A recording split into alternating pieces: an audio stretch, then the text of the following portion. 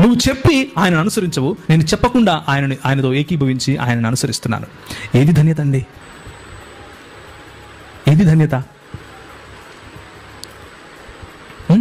Blessed, బరకా అన్న పదానికి ధన్యత అన్న అర్థం కూడా వస్తుంది.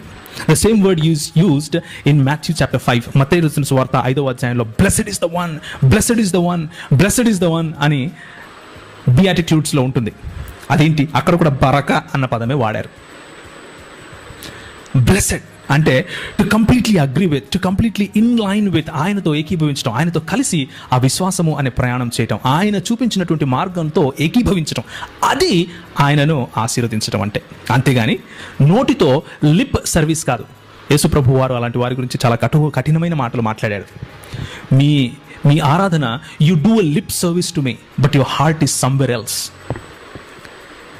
మీరు పెదవులతో ఆ మాటలు మాట్లాడతారు, కానీ మీ హృదయం నా దగ్గర లేదు, నాకు దగ్గరగా లేదు, మీ హృదయానికి నాకు సంబంధం లేనట్లుగా ఉంది అన్నట్లు ప్రభు అయిన యేసుక్రీస్తు వారు మనకు నేర్పించారు. కాబట్టి it is not about what we say, మనం ఏం మాట్లాడతాము అన్నది కాదు. ప్రియురాల దయచేసి, సహోదరుడా సహోదరి దయచేసి వినండి.